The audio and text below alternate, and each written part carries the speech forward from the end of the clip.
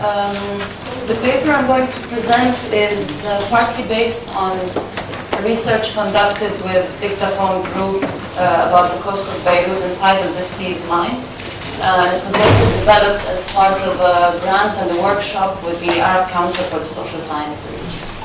The paper is entitled Contesting National Authority in the Construction of Public Space, the Case of the Daily of Beirut.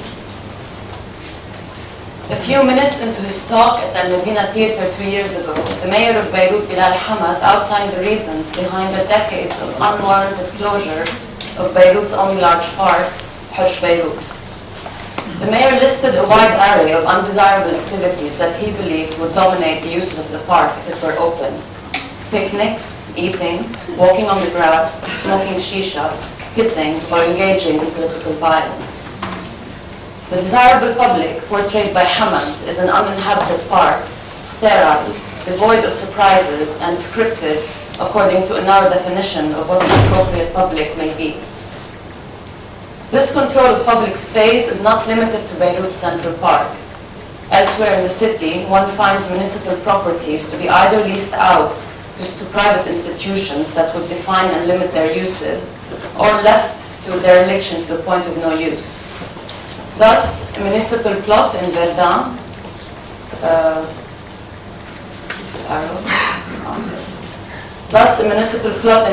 was offered to Dar al-Fatwa, displaying a sign at its gate that reads private property, entry not allowed.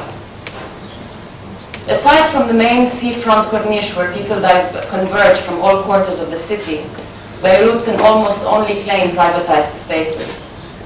The latter are mostly concentrated in the historic urban core of the city, turned high-end commercial downtown known as Solidaire. Zaytuna Bay, for instance, is a new marina created over the rubbles of the historic fisherman port, now turned into one of the most expensive real estate in the region. Following a tradition which relies heavily on the privatization of zones marked for public uses, Beirut has undergone diverse forms of controlling public space. Particularly, it witnessed the gradual disappearance of coastal lands accessed by the public. Indeed, private beach resorts, hotels, and exclusive marinas with walls, gates, and entrance fees punctuate the coast of Beirut and hinder the access of Beirutis to the sea. A 1997 report indicated that capital holders, some of which hold political office, own 81% of coastal developments between Jounieh Bay and Beirut Airport. Most of these developments took place during the Civil War as part of a broader process of seafront encroachment. But the continual growth of such resorts has in fact been enshrined and allowed by the law, not merely in contradiction to it. A citywide condition is hence being produced where it is possible to claim that the usual provider of public space, namely the state, is either disinterested or openly at war with such spaces. Yet despite these conditions, Beirut dwellers still lay claim today to a limited number of open areas in the city whose uses are public, in the sense that they are accessed freely and allow for a range of social activities to occur. Access to these spaces is secured through social and communal agreements through which their uses are organized, rather than the laws and institutions of a central state. This paper advocates learning from the public by observing leftover spaces in the city, which are in fact private property, in order to understand them as public, multicultural, and politically and socially open. In mainstream discourses, the existence of public space has often been explicitly or implicitly pegged to the notion of a state, the provider of an abstract public that sets the rule of social interaction. Such representation has materialized in Lebanon, where discussions of public space often turn into lamenting the weakness of the state and its inability to plan its cities and provide open spaces for its citizens. Some argue that discussions of public space freeze activism in the struggle of state building. They consider public space in Lebanon as an ideal, as a frequently offered but impossible solution to many of the problems that beset Lebanese society. But as these arguments reveal, dominant discourse on public space presupposes citizenship and central authority, generally assuming that it's the product of the national state that secures the availability of public spaces to its citizens. There is hence an assumption that public space has always been dependent on a sense of entitlement and predictability. It is here that I introduced Daily. It is a large piece of seafront land in Rauche that's made up of several large plots. Although Daily is neither a park nor public property, it is used as one of the main public spaces in the city. It boasts several informal seashore kiosks with a stream of visitors enjoying the sea, picnicking, swimming, bathing, and strolling. It's a main destination for swimmers and divers who come from diverse parts of the city to exercise their passion for jumping off of high cliffs into the Mediterranean waters. The area also encompasses 2 local fishing ports, one of which is famous for offering tourist boat rides along the coast of Beirut. Pedestrians access through a makeshift gap they created in the Corniche balustrade, while cars use an untreated road next to the Movenpick Hotel entrance. Daily is visited daily by strollers, the Rauche Corniche public, as well as couples. As Abu Abed, a longtime resident of Daily, says, everywhere you go you will see lovers. They sit on the rocks, staring out to the sea and at each other. They have no place to go, so they come here. Daily also includes a variety of social groups, such as the Beiruti fishermen, Corniche visitors, suburb dwellers, Iraqi refugees, Syrian migrant workers and refugees, and others. It's also a hosting site of the Grand Nowruz festivities celebrated by the Kurdish community living in Beirut. On the 21st of March every year, it transforms into a space in which they gather in thousands, set up food kiosks, a music stage, and dance all day carrying their national flags. Reading the cadastral registry documents of Daily, we see that since the 1940s, the site has been declared an unbuilt land, property of several families. In order to trace back the history of property in Daily, it's important to understand its geographic location in relation to the rest of the city. During the Ottoman period, Daily was outside the city walls. Most lands outside of the walls of Old Beirut were miri, lands within state domain. The map during Ottoman times of Beirut is split, and Daily is up on the right, and the part that's concentrated in red is the old city. After the Ottoman land registration, tabu was issued with the Tanzimat in 1861. The Sultan bestowed some miri lands to notables and people of influence. Taking the case of plot number 1113, the largest plot in Daily with an area of 26,000 square meters, the cadastral archive indicates that this plot was owned by Amir Said Islam according to a tabu dated 1876. The Islam family was influential and was hence given privileges by the Sultan. In 1916, Amir Said Islam sold the land to someone from the Shatila family. Around that time, during the French Mandate, a cadastral survey transformed land tenure practices. Daily, as well as the rest of Beirut, was subjected to modern property categories. Lands along the coast transformed into specifically defined single plots and assigned individual lots to individual owners. Plot 1113 was then registered property of Abdel Majid Shatila. Over the years, other families bought shares in the plot, such as Eitani, Arab, Haddad, and others, along with multiple inheritances, leading to the land being shared by multiple owners. Also, just on the side, during the mandate, what remained of Miri lands along the coast was bestowed by the French to notables. Some of them, not all of them, definitely. But this may explain this map, which shows everything in all shades of blue that has been private property of families since the registration in 1926. Yet regardless of property titles, the use of Daily as a shared space is specifically interesting in abandoning the modern accepted notion of public space that is tied to ownership through the state's attribution of designated spaces in the city, such as park, garden, or other named descriptions. Abandoning this trap opened new possibilities for understanding public space in Beirut as spaces of negotiation through daily interaction. It's a space shaped by the various social practices of its users, resulting in the emergence of their own conceptual spaces and regarded as part of the public domain. The practice of Delhi as a public space is grounded in the historical context of public use of urban space in Beirut. There are countless stories that recount that since the 1940s, Delhi used to be a renowned picnic and outing destination for families to gather on holidays and Fridays, bringing their food, beverages, a gile, and the family member who played the oud, buzuk, or tabla. The activity was called the sayaran, and it referred to the practice of making a picnic outing in manatiq tanazzuh, i.e. places of promenade or strolling. These tanazzuh sites included places such as Ramat al-Bayda Beach, Horch al-Uza'i, Horch Saqit al-Janzir, Karm al-Zaytun, Mazra'at al-Arab, Horch Beirut, Karm Shatila and Rawshe, and Minat al-Zrai'a and Manara. Historical narratives reveal that public use of urban space in Beirut was not restricted to designated parks. To the contrary, activities of tanazzuh and sayaran took places in sites characterized by openness and lack of ascription. Their names refer to spaces from nature, forest, vineyard, and plantation.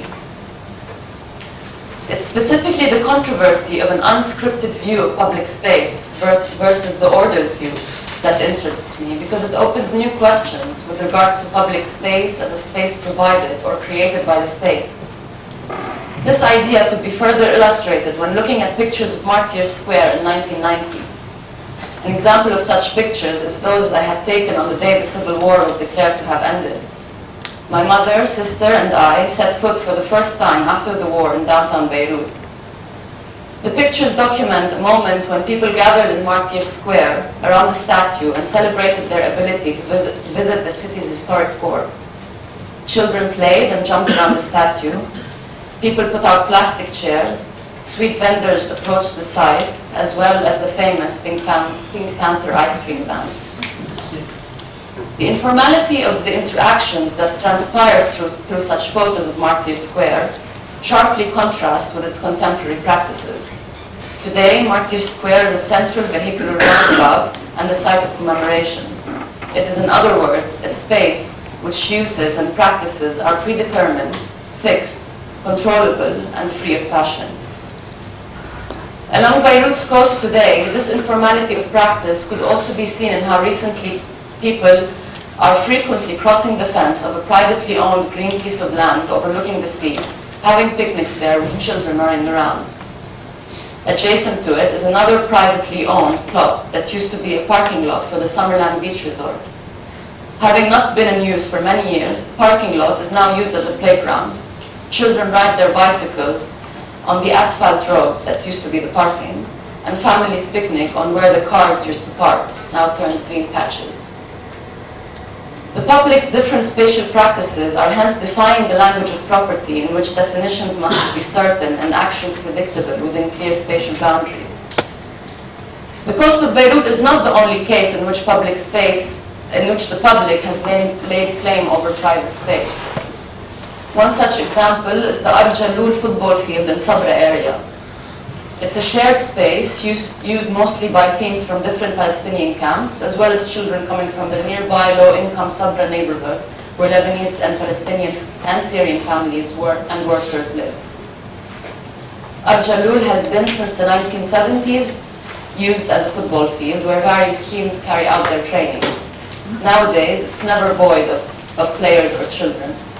Property titles indicate that its former ownership goes back to the Jalloul family.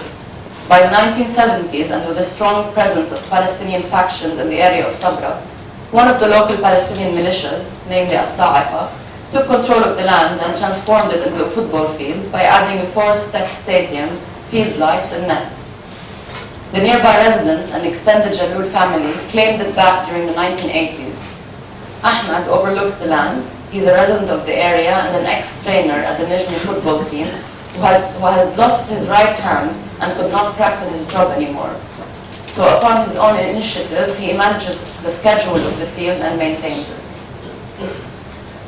Outside of Beirut, the area of the Kinayat in Saida, a city 40 kilometers south of Beirut, is another pointing case. It's a shared space under the eucalyptus trees by the Awali River, named Kinayat, Arabic for eucalyptus trees. Although this site is composed of plots owned by several families, It has acted as a public space as long as the Saidawis can remember. The site is composed of trees along the sides of the river and wooden kiosks that would offer food and beverages. Visitors frequent the site from different regions to picnic, swim, and dance on weekends and holidays. Public space in Beirut and beyond it is hence an embodiment of diverse publics, much more dynamic than the traditional notion of public space that is tied to property. The case of Delhi illustrates a collective entitlement to space in which property is conceived, and here I'm quoting Blomley, in which property is conceived as a more diverse category, both empirically and politically, treated in a more socialized way. Yet these social spaces are under constant threat.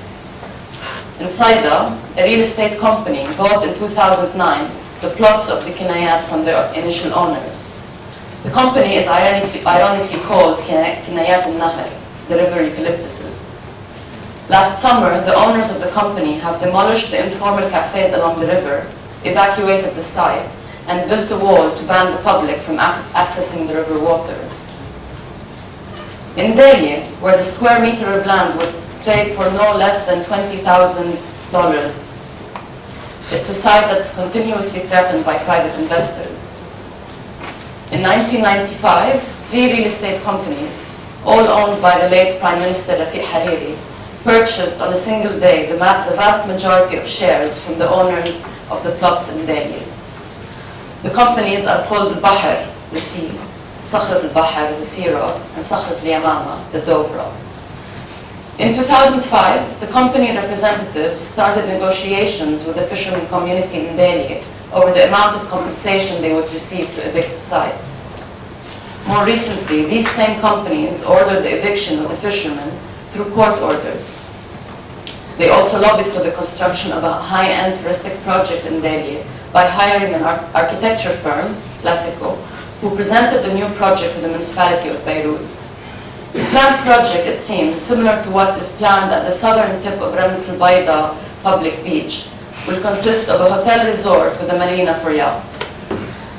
The details of the project are yet to be known, as there is a high level of secrecy around it. Yet regardless of the details, the project is going to take Delhi away from its social function and transform its public use into private. The fishermen community in Delhi has been protesting to preserve their right to remain in the houses that they have informally built since the 1950s.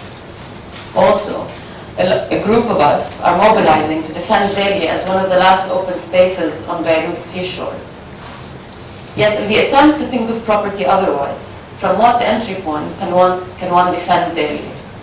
Does the focus on spatial practice and the acquisition of public space mean that land ownership is not important? Given the structure of the local political economy where state institutions are dominated by private investors, and in a context where state regulations and property systems protect and encourage the practices of private investors, is the demand to expropriate Delhi lands our only political slogan? Or can we think of other ways and other options? In the end, it is how users, state officials, professionals, academics, and activists conceive of the public sphere that shapes the policies that are put in place to govern such spaces. As such, the fact that Delhi is still open is in itself inspiring and empowering. Delhi is where we could best imagine possibilities for claiming back our city by focusing on our right to this space as both a working slogan and a political ideal. Thank you.